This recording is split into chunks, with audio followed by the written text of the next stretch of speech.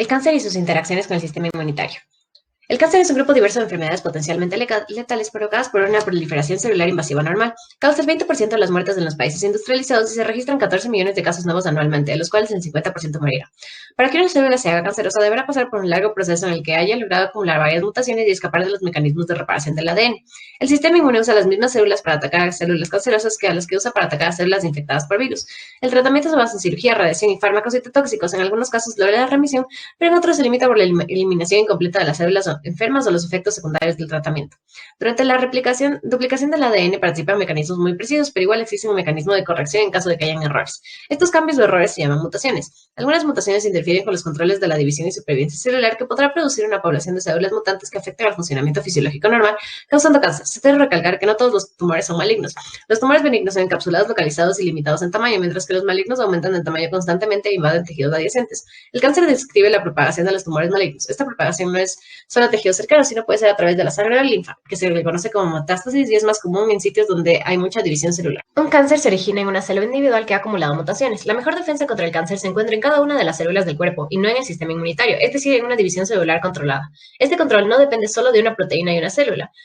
No se hace cancerígena por la mutación de un solo gen. Primero, la célula debe acumular mutaciones en genes que controlan la multiplicación y supervivencia celular. Existen dos clases de genes que pueden mutar para causar una transformación maligna: los protoncogenes, cuya forma mutante se denomina oncogenes, y los genes supresores de tumores, como el gen de la proteína P53. En esta imagen se puede observar la serie de mutaciones adquiridas por una célula para su transformación maligna. En este caso, es del cáncer colorectal. La incidencia del cáncer aumenta con la edad, ya que se debe tener una combinación correcta de mutaciones para causar un cáncer. La exposición a agentes químicos, radiación y virus facilita el desarrollo del cáncer. Existen factores tanto genéticos como ambientales que participan en el riesgo de desarrollar cáncer, como el síndrome de Li-Fraumeni relacionado con el gen que codifica para la proteína P53. Los factores ambientales pueden aumentar el número de mutaciones en el organismo. Estos agentes se llaman mutágenos y los que incrementan el riesgo del cáncer son los cancerógenos. Por ejemplo, el fumar cigarrillos y la frecuencia del cáncer pulmonar. Se puede observar claramente este caso con lo ocurrido en las bombas atómicas de Hiroshima y Nagasaki, los cuales elevan la incidencia de leucemia.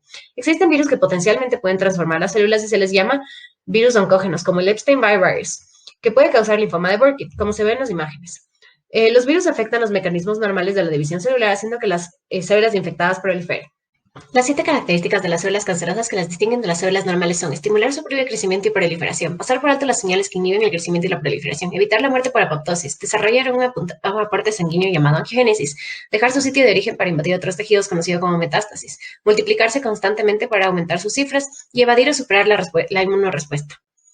Al igual que los virus, la transformación maligna cambia la expresión de las proteínas en las células, haciéndolas extrañas para el sistema inmune. Algunos cambios pueden ser en las moléculas de MHC clase 1 que son detectados por las células de NK y los linfocitos T citotóxicos. La principal diferencia entre la respuesta a la infección y las respuestas de las células cancerosas es el ritmo de la respuesta inmunitaria. En el caso de las infecciones, el sistema inmune reacciona rápidamente, pero en el caso del cáncer, la célula maligna puede pasar desapercibida por años. Se ha visto que en el caso de pacientes con una infección bacteriana que ha activado el sistema inmune, pueden experimentar una regresión, ya que la respuesta inmune se da también contra el tumor. Por ejemplo, en el tratamiento del cáncer vesical llamado terapia con BCG intravesical. En un estudio realizado en ratones se descubrió que los tumores crecen cuando se trasplantan a ratones de tipo MHC igual, pero no cuando tienen diferentes tipos de MHC, ya que los linfocitos TCD8 los reconocen como halogénicos, que son los mismos que reaccionan a las células tumorales humanas. Adicionalmente, se cree que existen poblaciones pequeñas de células troncales cancerosas que se autorrenuevan y son más resistentes a las toxinas y radiación que se usa contra el cáncer. Existen raros tumores que pueden transmitirse. Un tumor facial letal en los demonios de Tasmania, DTFD. Los factores que contribuyen al éxito de este tumor es el polimorfismo de MHC limitado y que las células troncales casi no expresan MHC clase 1 en su superficie. El polimorfismo de HLA clase 1 y 2 evita el crecimiento y adaptación de cualquier célula tumoral que se transfiera de una persona a otra. Las células que han pasado por una transformación maligna tienen diferencias genómicas. Mientras más crece un tumor, más mutaciones ocurrirán, causando una heterogeneidad en la población de células. Los antígenos a los cuales responde el sistema inmune son los antígenos tumorales, y los que solo están en las células tumorales y no en las normales son los antígenos específicos de un tumor, mientras que los que se encuentran en las células tumorales y en menor medida en las normales se llaman antígenos asociados a un tumor. En la imagen de la derecha se puede observar eso. Además, se pueden observar algunos ejemplos de antígenos tumorales mutantes en la imagen del medio, por ejemplo, la proteína del P53.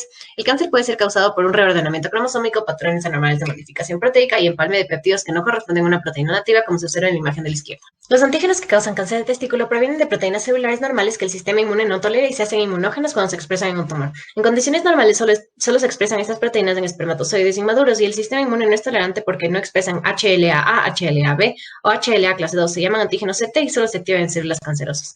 Cuando el sistema inmune responde contra un tumor, se ejerce una selección de la población de células tumorales. Al adquirir más mutaciones con su crecimiento, es menos probable que el sistema inmune pueda terminar con la enfermedad. Los tumores epiteliales pueden inhibir la respuesta de linfocitos que expresan NKG2D. La transformación maligna expresa proteínas MYC que son reconocidas por los receptores NKG2D de las células NK y los linfocitos T gamma delta, que hace que destruyan las células tumorales.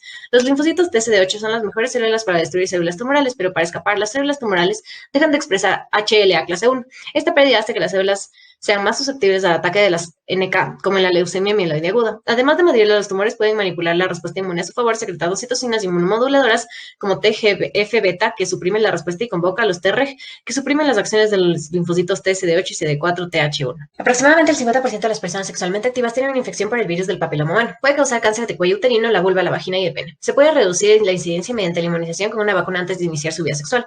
En algunos casos, las proteínas virales de la cápside E6 y E7 inactivan proteínas del P53 y RB, haciendo que las células muten, lo cual puede causar cáncer. La respuesta de anticuerpos ante este virus es débil y solo el 50% de las personas infectadas tendrán anticuerpos detectables. La vacuna está compuesta de la proteína L1 de la cápside, ya que es su mayor componente, produciendo de 80 a 100 veces más anticuerpos específicos. Se están buscando maneras de estimular e incrementar la respuesta inmune ante tumores. Se llaman vacunas anticancerosas, como en el caso del melanoma, y los antígenos CT, que son blancos para los linfocitos T citotóxicos. La vacunación con el CT1-MAGA3 se presenta a los linfocitos TCD8 por HLA-A1. La vacuna hace que los linfocitos TCD8 específicos a MAGA3 aumenten 30 veces. La regresión en pacientes fue del 20% y la remisión el 10%. Se puede observar en la imagen los resultados de vacunar con antígenos tumorales a pacientes con cáncer, donde la línea roja representa los linfocitos TCD8 en sangre periférica. La respuesta inmunitaria contra el melanoma es demasiado débil para controlar la eliminación del tumor. Recientemente se ha tratado a los pacientes con anticuerpo monocular anti-CTLA4, que aumenta la persistencia de la coestimulación de los linfocitos T, manteniendo sus funciones a un nivel más elevado. Varios tipos de cáncer tienen los ligandos para la proteína de muerte programada PDL1 y PDL2, que tienen efectos inmunosupresores en la activación de PD1 sobre los leucocitos activados. Estos efectos pueden inducir a la apoptosis de linfocitos TCD8, inducir a los TCD4 para que se diferencien en Treg y afectan a la activación de las células NK. Los anticuerpos monoclonales para PD1, PDL1 y PDL2 previenen estos efectos inmunosupresores. Normalmente las respuestas de los linfocitos TCD4 y CD8 son demasiado débiles a comparación con la afinidad que tienen contra el virus. Se ha planteado modificarlos para que tengan un receptor de mayor afinidad al tumor. Existen limitaciones, ya que las células tumorales podrían seguir escapando al regular el halotipo HLA clase 1. Otro abordaje es el receptor antígeno quimérico CAR, elaborados a partir de los dominios B de un anticuerpo. Están diseñados para tener fuerza de unión y especificidad de las inmunoglobulinas. Las regiones variables, tanto de la cadena ligera como de la pesada, están conectadas por una región con 3 dominios derivados de CD28, CD137 y de la cadena Z del complejo CD3, y así puede traducir todas las señales para activar el linfocitos T. El proceso de modificarlos y reintroducirlos al paciente se conoce como transferencia adoptiva de linfocitos T y se puede aplicar en el caso de tumores de linfocitos B. Los linfocitos T gamma delta son buenos candidatos para manipular para aumentar la respuesta inmune, ya que expresan diferentes combinaciones de receptores y pueden activarse in vivo o in vitro. Los anticuerpos monoclonales terapéuticos actúan mediante la citotoxicidad celular dependiente de los anticuerpos mediada por células de NK, ADCC. Cuando se une el antígeno tumoral mediante los grupos Fab con la célula NK mediante FC gamma R3, el anticuerpo monoclonal crea una adhesión muy fuerte entre las dos células y las señales generadas por FC gamma R3 se aumentan con la que viene de NKG2D y activan la maquinaria citotóxica de las células de NK. Un problema de las células ADCC es que esta activación de las NK es seguida por la eliminación de FC gamma R3 de la superficie mediante ADAM33. Añadiendo un inhibidor de este tipo al tratamiento del paciente, aumentará la eliminación de células tumorales por ADCC. Se cree que se puede mejorar la respuesta inmune a los antígenos tumorales aislando células dendríticas del paciente, cultivándolas in vitro con un antígeno tumoral y después infundirlas de vuelta al paciente. Esta terapia es usada, por ejemplo, para el cáncer de próstata metastásico.